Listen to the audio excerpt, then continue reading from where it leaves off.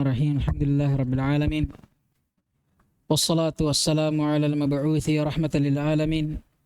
Nabiyyina Muhammadin wa ala alihi wa sahbihi wa man tabi'ahum bi ihsanin ila yaumiddin, amma ba'd.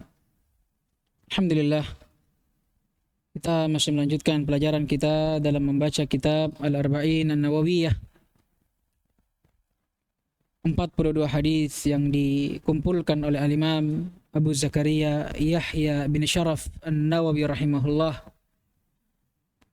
Dan kemarin alhamdulillah kita sudah melewatkan 9 hadis dan menyelesaikan hadis yang ke-9, dan sekarang kita masuk ke dalam hadis yang ke-10. Sahih? Nah, qala rahimahullah al-hadithul ashir, hadis yang ke-10. An Abi Hurairah radhiyallahu taala anhu. Siapa namanya Abu Hurairah? Abdurrahman bin Sakhr. Walaupun kata para ulama ukhtulifa fismihi, diperselisihkan namanya siapa. Dan ini yang paling masyhurnya Abdurrahman bin Sakhr. Dan ada 20 nama lagi yang lain disebutkan oleh para ulama. Ya, diperselisihkan namanya. Tapi itu yang paling masyhurnya Abdurrahman bin Sakhr. Qala, beliau pernah berkata, qala Rasulullah sallallahu alaihi wasallam, bahwasanya Rasulullah alaihi salatu wassalam pernah bersabda, innallaha thayyibun la yaqbalu illa thayyiba. Allah Subhanahu wa taala yang maha thayyib. Akan datang definisi thayyib, maksudnya thayyib ay tahir, al-munazzah an kulli al-uyubi wan naqais. Maksudnya Allah maha thayyib, yang maha suci.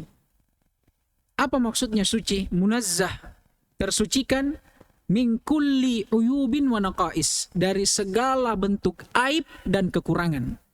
Itu maksudnya. Allah yang maha thayyib, Allah yang maha suci, tersucikan dari segala aib dan kekurangan. Taib. Karena Allah thayyib, kata Nabi SAW, la yakbalu illa thayyiba.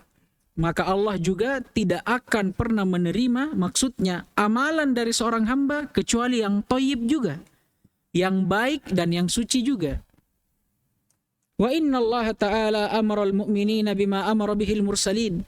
Dan Allah Subhanahu wa ta'ala telah memerintahkan kepada kaum mukminin, orang-orang yang beriman dari hamba-hambanya, dengan perintah yang telah Allah perintahkan dengannya para rasulnya.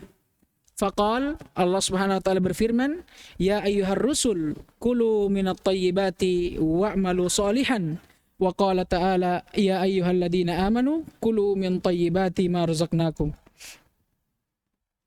Apa yang Allah perintahkan? Allah sebutkan dalam Al-Qur'annya. Di antara apa yang Allah perintahkan adalah untuk senantiasa memakan dan meminum, dan ini mencakup maknanya umum, juga melakukan segala bentuk amalan yang thayyibnya, yang baiknya. Sebagaimana firman Allah Subhanahu wa taala kepada para rasulnya, ya ayyuhar rusul, wahai sekalian para rasul, kulu minat thayyibat wa'malu salihan. Makanlah dari yang thayyib, yang baik. Masuk di dalamnya apa? Yang halal. Wa'malu salihan, dan beramal salehlah kalian. Wa qala ta'ala, dan Allah juga berfirman, tadi untuk para rasulnya, sekarang untuk orang-orang beriman seluruhnya secara umum. Kata Allah, ya ayyuhalladzina amanu, wahai sekalian orang-orang yang beriman, fadhal, kulu min thayyibati ma razaqnakum. Makanlah dan minumlah dari yang baik, dari apa yang telah apa yang telah kami rezekikan kepada kalian. Akan lewat nanti faedahnya. Kenapa dikatakan di sini kulu, tapi saya terjemahkan makan dan minum. Kata para ulama, namanya makan itu pasti orang minum. Orang tidak makan, tidak minum, tasakkugi. Makanya kata para ulama, kata kulu itu terkadang sudah mencakup apa? Kata syurb, kata minum. Makanya terkadang para ulama menerjemahkan kulu, makan dan minumlah. Taib. Tsumma dzakara ar-rajula yutilu as-safara. Kemudian disebutkan seorang lelaki yang datang dari safar yang panjang, perjalanan yang panjang dalam keadaan asy'ats akbar. Asy'ats itu kata para ulama lusuh. Apa kalau lusuh itu? Apa bahasanya? Compang-camping, lapas segala macam yang semisal dengannya. Itu asy'ats. Akbar, badannya yang penuh dengan debu dari kata gubar. Akbar berarti badannya yang berdebu. Orang yang datang ini dari safar yang panjang dalam keadaan yang seperti ini. Yamuddu yadayhi. Kemudian dia mengangkat tangannya. Ila sama, ke atas langit. Yaqulu ya Rabbi, ya Rabbi. Seraya dia berkata, wahai Rabbku, wahai Rabbku. Apa yang diinginkan di sini? Isyarat bahwa apa yang diinginkan, apa yang dia lakukan adalah berdoa, mengangkat tangan kemudian memanggil nama Allah, ya Rabbi, ya Rabbi. Tapi bersamaan dengan itu dia berdoa dalam keadaan wa mat'amuhu haram, makanannya makanan haram, wa masyrabuhu haram, dia minum dari minuman yang haram. Kemudian wa malbasuhu haram, pakaiannya juga pakaian yang haram. Wa ghudhiya bil haram, dan dia diberi makan dan minum juga dari yang haram.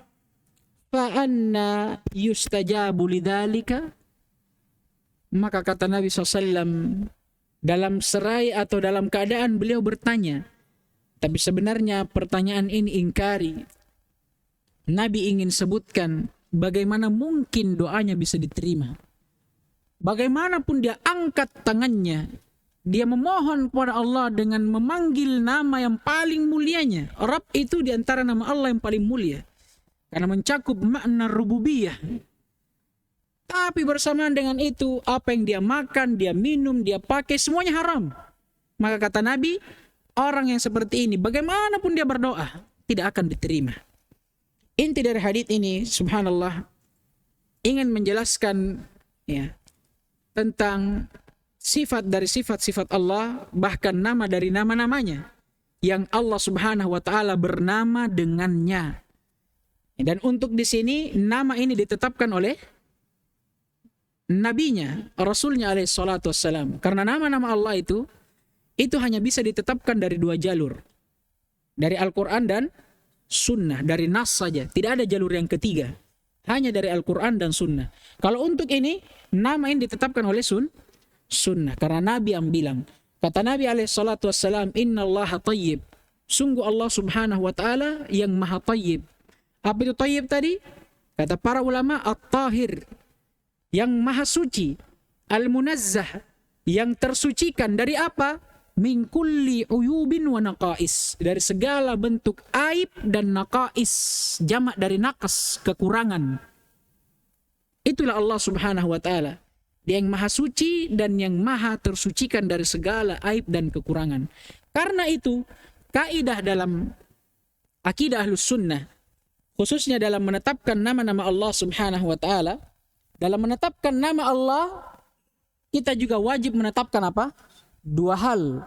Yang pertama, sifat yang pasti terkandung di dalamnya. Karena setiap nama pasti mengandung sifat. Yang ketiga, kita juga harus menetapkan apa? Lawazimnya, keharusan dari nama itu. Tayyib. Karena Allah subhanahu wa ta'ala at-tayyib, yang maha suci, tersucikan dari segala kekurangan dan keaiban atau aib, menunjukkan akan kesempurnaannya, maka keharusan dari itu Allah juga tidak menerima dari seorang hamba berupa amalan ibadah kecuali yang apa? Yang thayyib juga, yang baik dan sempurna. Paham ini? Dan kata Allah di sini atau kata Nabi di sini, la yaqbalullah wa la yaqbalu illa thayyiba, ini mencakup semua amalan. Mencakup semua amalan. Sebelum itu, kata Nabi SAW, innallaha thayyib, Allah itu suci. Ini kata para ulama dan para syurrah, khususnya yang mensyarah Arba'in Nawawi, kata mereka, Allahu thayyibun fi kulli syai'. Allah itu yang maha suci dan maha sempurna pada setiap hal. Fi rububiyatih, dalam rububiyahnya. Atau sebelumnya fi dzatihi, pada zatnya. Wa rububiyatih, dalam rububiyahnya. Wa uluhiyatih, dalam uluhiyahnya. Wa asma'ihi wa sifatih, begitu pula pada nama-nama dan sifat-sifatnya. Wa af'alih, dan segala perbuatannya. Wa qada'ihi wa qadarih, begitu pula pada setiap qada dan qadarnya. Apa yang Allah tetapkan, Allah itu yang maha tahir, yang maha tayyib, yang maha baik, yang maha sempurna. Kemudian beranjak yang kedua, la yaqbalu illa tayyiba. Allah tidak akan menerima kecuali yang baik. Apa maksudnya ini? Amalan seluruhnya. Kata para ulama, baik itu qauliyah, au fi'liyah, au qalbiyah. Perbuatan hati, lisan, badan, semuanya. Bahkan mencakup juga apa? Bukan hanya amalan seorang hamba. Bukan hanya ibadah. Tapi amalan-amalan yang lainnya. Termasuk apa? Dalam pencaharian nafkah, rezeki, dan sebagainya. Karena itu nanti yang akan diberikan contoh di hadis ini. Mencari harta, mencari nafkah, mencari makan dan minum, juga memberikannya kepada keluarga dan orang lain. Itu termasuk di antara hal yang seorang hamba harus memilih yang paling toyibnya, yang paling baiknya. Ya. Kemudian Allah berikan contoh. Ya, sebelum itu, toyib di sini mencakup dua hal. Pertama dia halal, yang kedua dia toyib. Maksudnya cocok untuk dimakan. Bukan hal yang tidak cocok untuk dimakan. Paham ini? Sekarang berbicara tentang halalnya, karena ini terdapat di dalam ayat yang lainnya. Allah Subhanahu wa taala berfirman, siapa yang ingat ayatnya? Saya lupa ini ayatnya. Allahu Akbar, tentang makan dan minum yang halal dan tayyib, halalan tayyiba.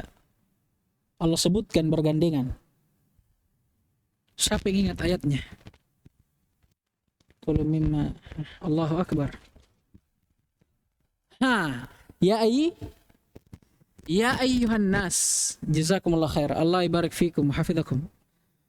Ya ayyuhan nas, kulu mimma fil ardi halalan tayyiba.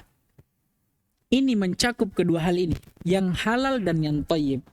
Halal jelas dihalalkan oleh syariat. Ya. Tayyib yaitu apa yang cocok untuk dimakan. Paham ini? Halalan tayyiba. Dan untuk halal ini para ulama membaginya menjadi dua. Halal zatan, zatnya halal. Yang kedua, halal kasban, cara memperolehnya. Kalau halal zatan, sesuatu yang zatnya halal jelas. Apa yang Allah halalkan dalam Al-Quran, begitu pula nabinya. Atau selain daripada apa yang Allah dan nabinya haramkan, itu semuanya halal. Jelas. Kalau zatan, tapi kalau kasban, halal dari sisi cara mendapatkannya, itu terkadang karena ada sesuatu yang halal zatnya, tapi cara mendapatkannya yang haram. Contoh apa? Banyak. Ayam curian, mangga curian, ya. Uang.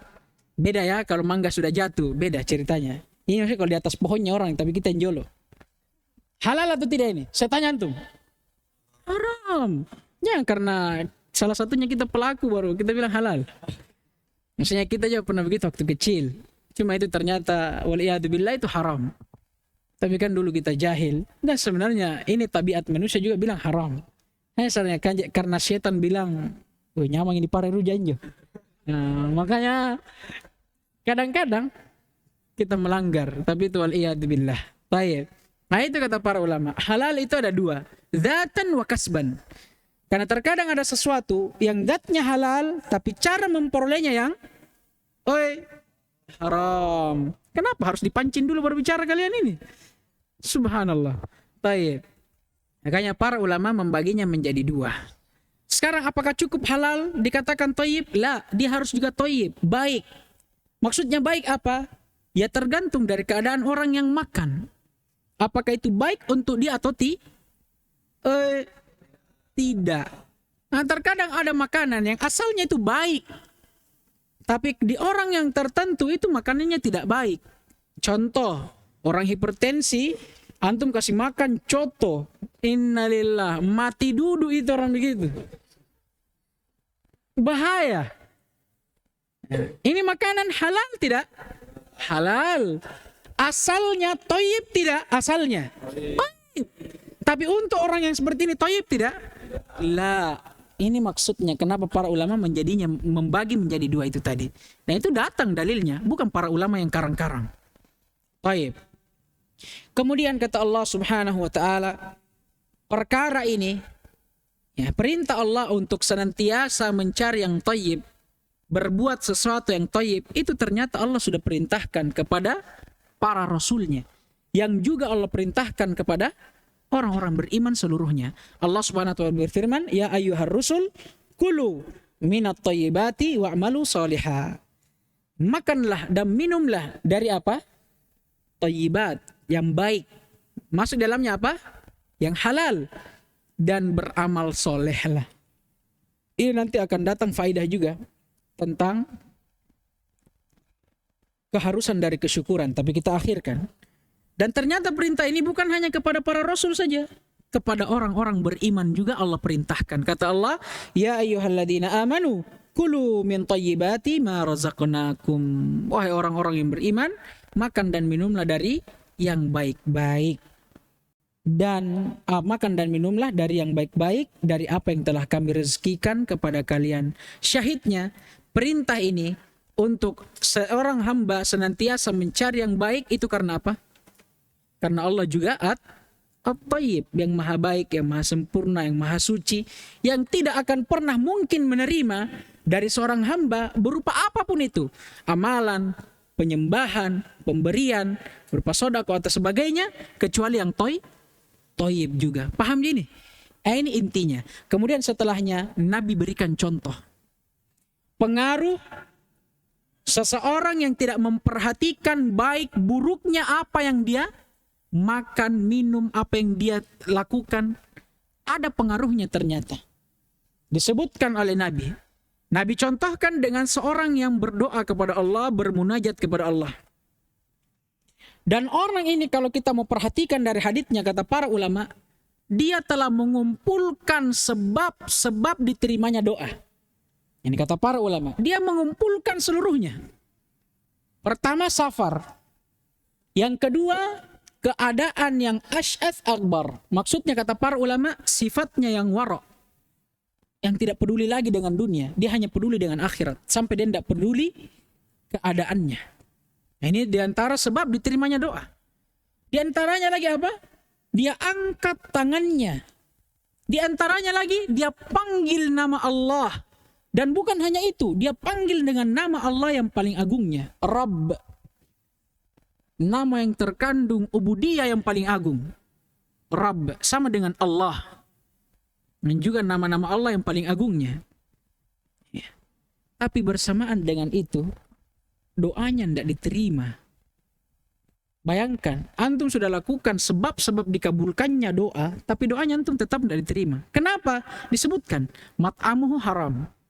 Pertama, makanannya haram. Masyrabuhu haram.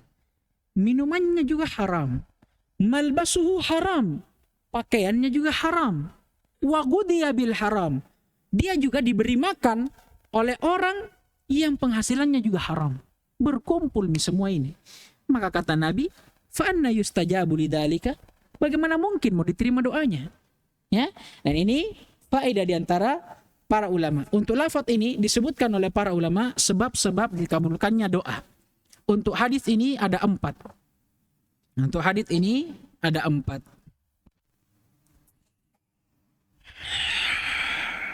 Baik, yang pertama, tulus safar. Panjangnya safar. Jangankan panjangnya safar, cukup seorang bersafar saja itu sudah salah satu sebab dari sebab-sebab dikabulkannya doa. Apalagi safar yang panjang, ini lebih lagi. Dan ini ditunjukkan oleh hadits yang diriwayatkan oleh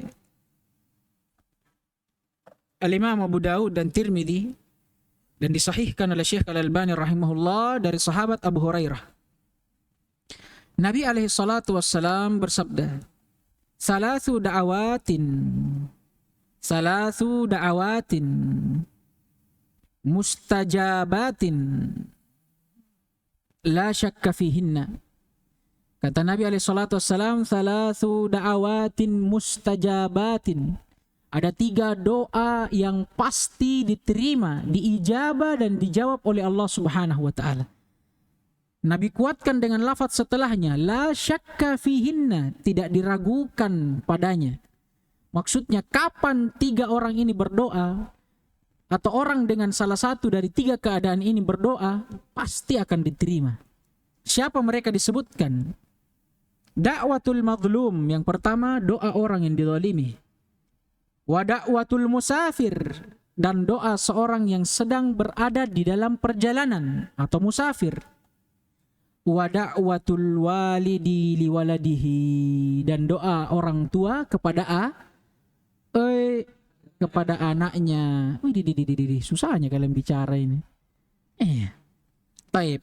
Itu intinya. Syahidnya da'watul musafir, doa seorang yang bersafar. Apa kata Nabi?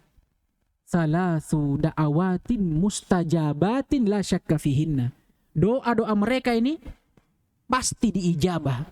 Bahkan kata Nabi, la syakka fihinna, tidak diragukan lagi. Ini yang pertama. Yang kedua,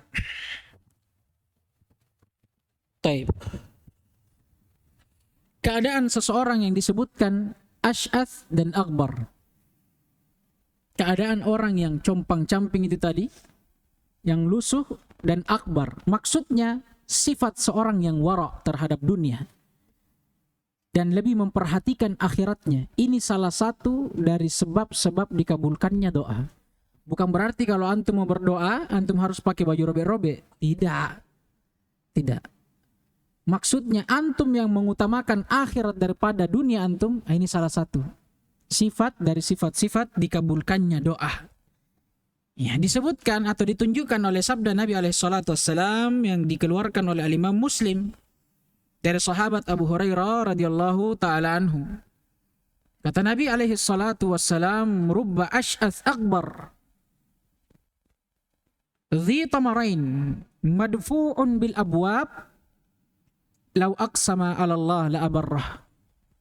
Kata Nabi SAW, rubba ash'ath akbar, terkadang ada orang yang keadaannya as'ath, compang-camping, lusuh, akbar, badannya penuh dengan debu. Madfu'in bil abwab, ditolak oleh manusia. Hanya saja hati-hati, kata Nabi SAW, lau aqsama Allah la abarrah. Kalau dia bersumpah kepada Allah, maksudnya meminta dengan bersumpah dengan nama Allah, Allah pasti akan ijabah. Nah, ini di antara syahidnya menunjukkan bahwa keadaan orang yang seperti ini itu adalah sebab di antara sebab-sebab dikabulkannya doa.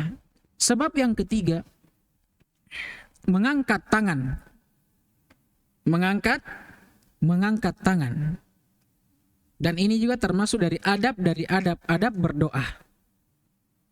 Dan yang menunjukkan hal ini adalah hadits yang diriwayatkan oleh Imam Ahmad dan Abu Daud dan At-Tirmidzi, begitu pula Ibnu Majah, dan disahihkan oleh Ibnu Hibban dan Al-Hakim, begitu pula Syekh Al-Albani rahimahullah. Nabi alaihi salatu wassalam bersabda, innallaha ta'ala hayyun. Ini sudah berlalu dalam Umdatul Ahkam, sudah pernah kita singgung. Kata Nabi alaihi salatu wassalam, innallaha hayyun, sungguh Allah subhanahu wa ta'ala itu yang maha pemalu. Karimun, lagi maha mulia.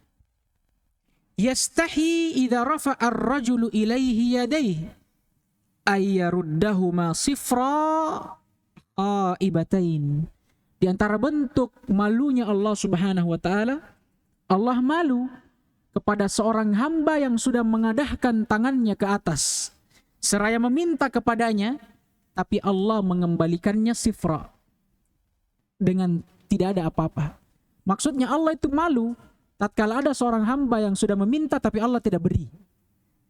Berarti pemahamannya, kalau ada seorang hamba yang sudah meminta dengan mengangkat tangannya, pasti Allah berikan. Ini dalil yang menunjukkan di antaranya.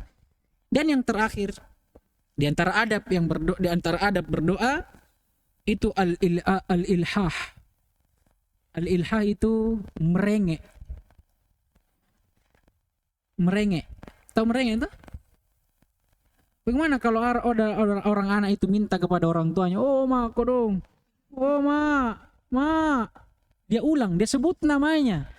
Bahkan terkadang dia sebut dengan nama yang paling terpuji. Oh, mama, cantik. Oh, mamaku." Lihat orang-orang itu, anak-anak kalau dia minta kepada mamanya, bapaknya misalnya, "Wih, bapakku, bapak soleh. Oh, bapak." Itu bentuk ilhah. Kalau kita meminta kepada manusia saja perlu ilhah, maka bagaimana kepada Allah? Rabbul alamin, Rabbus samawati wal ard, Rabbul arsyil azim. Dialah Allah al-Khaliq, al-Razik, al-Mudabbir, al-Muhyi, al-Mumit. Maka manusia saja, hanya karena perbedaan antara kita dengan dia dengan derajat yang berapa bedanya kita derajatnya dengan manusia, tapi kita minta dengan ilhah, maka bagaimana dengan Allah Rabbul Alamin? Dialah al-Khaliq, al-Razik.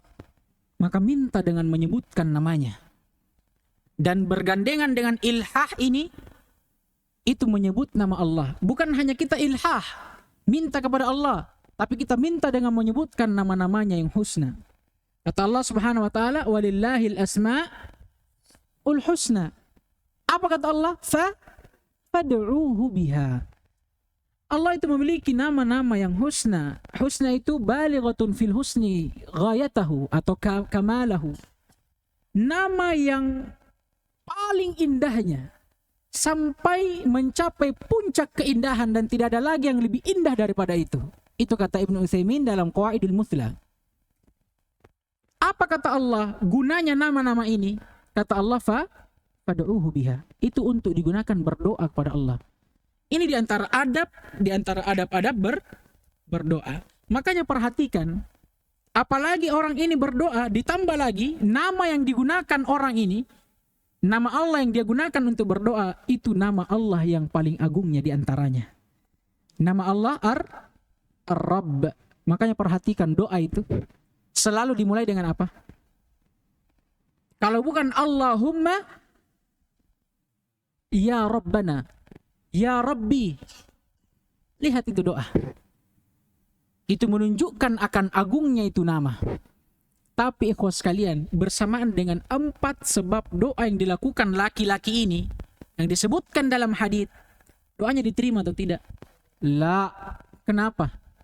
Karena apa yang dia makan, dia minum, dia pakai, dan orang yang memberi makan dia juga semuanya dari harta yang haram. Perhatikan itu harta haram. Jangan jadikan mangga dicampur masako dengan lombok biji, itu yang menghalangi doa kita itu terangkat ke langit. Perhatikan baik-baik. Jangan karena mangga kaci kita jolo anunya orang, itu yang menghalangi doa tembus ke langit. Hati-hati. Susah itu berdoa. Tapi hanya karena perkara yang sekecil itu, kita sendiri yang menghalangi doa kita itu sampai ke langit. Hati-hati. Faedah terakhir, sebenarnya ini faedah fikhiyah tentang permasalahan fikih tentang mengangkat tangan dalam doa. Diriwayatkan ada banyak riwayat tentang kaifiat Nabi alaihi salatu wassalam mengangkat tangannya dalam berdoa. Yang pertama, kata para ulama, Nabi mengangkat tangannya dan menjadikan punggung telapak tangannya itu mengarah ke kiblat.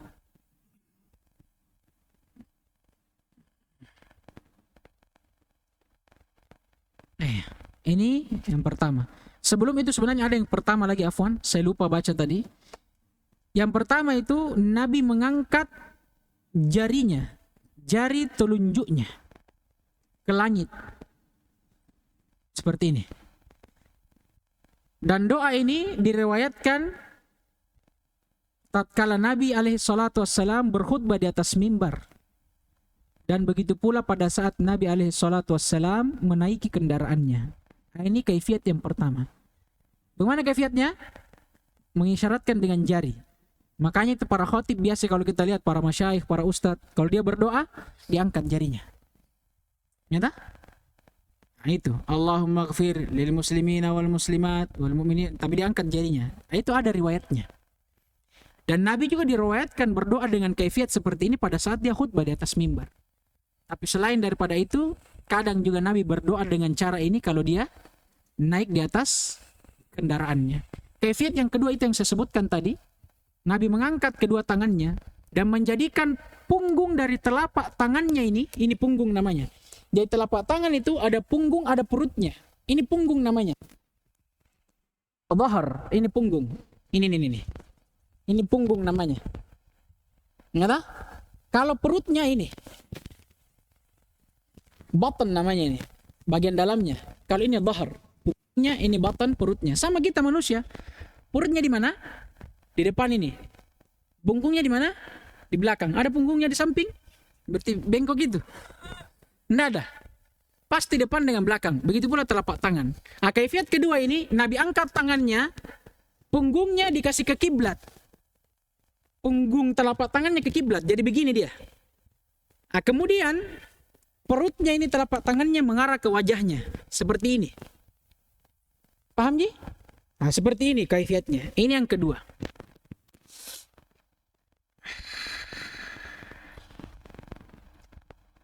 Dan berkata sebagian salaf, bentuk seperti ini itu adalah bentuk doa tadarru.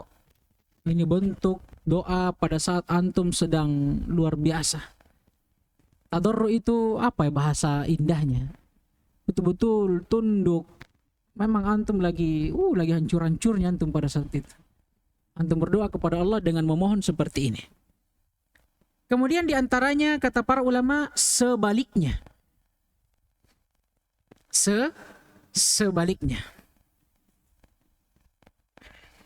Bagaimana berarti sebaliknya? Begini. Bukan begini. Begini. Kalau tadi diangkat tangannya, punggungnya yang ke kiblat, perutnya yang ke dalam, ini sekarang dia balik. Berarti perutnya keluar ke kiblat. Punggungnya ke wajah. Kata para ulama, Nabi menggunakan ini terkadang kalau beliau lagi isti'adah, memohon pertolongan. Kemudian yang berikutnya, mengangkat tangannya dan menjadikan perut dari telapak tangannya itu mengarah ke langit. Seperti ini. Dan mengarah ke tanah. Berarti begini. Paham gitu? Paham tidak? Paham. Dan ini yang paling masyhurnya. Ini yang paling masyhurnya.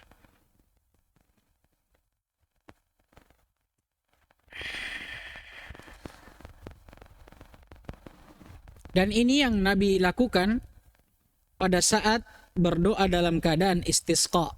Diriwayatkan oleh Anas bin Malik yang dikeluarkan oleh Imam Ahmad rahimahullah. Kemudian yang terakhir,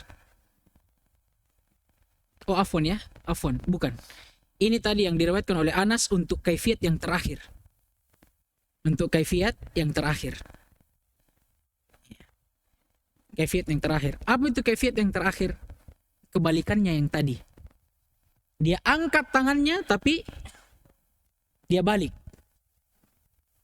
Mungkin aneh kita rasa, tapi ini datang dari Nabi SAW. Tapi pesan saya, jangan lakukan kecuali yang masyhur. Jangan pernah melakukan kecuali yang masyhur. Yang masyhur apa sekarang? Yang begini. Menghadap ke langit. Jangan tiba-tiba antum berdoa begini. Dihantam antum sama jamaah nanti.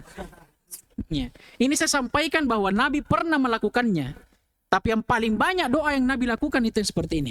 Itu disebutkan oleh Ibnu Umar. Dalam kebanyakan doa Nabi seperti ini. Adapun selain daripada ini, kaifiat ini, selain daripada yang ini, itu semua dilakukan di waktu-waktu terkhusus dan tertentu. Seperti doa yang seperti ini, itu Nabi lakukan pada saat apa? Istisqa saja. Doa meminta hujan. Itu Nabi lakukan pada saat itu saja. Adapun doa yang lainnya Nabi lakukan dengan mengangkat tangannya dan menghadapkan perut telapak tangannya ke langit. Ini umumnya. Berapa kaifiat doa semuanya? 5. 1 yang bersendiri, 2 yang saling berpasangan. Yang bersendiri tadi apa? Mengangkat jari. Yang berpasangan yang pertama mengangkat dan menghadapkan telapak tangannya ke wajah. Dan kebalikannya, begini. Kemudian yang berpasangan yang kedua tadi mengangkat dengan mengarahkan telapak tangan ke langit, punggungnya ke tanah, dan kebalikannya. Seperti apa? Paham ya? Paham enggak? Tapi ingat sekali lagi, jangan lakukan kecuali yang masyhur itu tadi. Ini hanya saya sampaikan. Karena jangan sampai ada orang yang mengatakan Nabi pernah berdoa dengan seperti ini, kemudian kita ketawa atau apa. Jangan, istihza. Ini sabit dari Nabi. Paham ya? Nah, ini saja gunanya saya sampaikan, supaya nanti kalau kita dengar ada orang yang menyampaikan ini, kita tidak salahkan. Karena memang datang dari Nabi alaihi salatu wassalam. Naktafi bihadzal qadar, subhanakallahumma hamdik. Asyhadu an la ilaha illa anta astaghfiruka wa atubu ilaik. Waffaqallahu al-jami' lima yuhibbuhu wa yardah.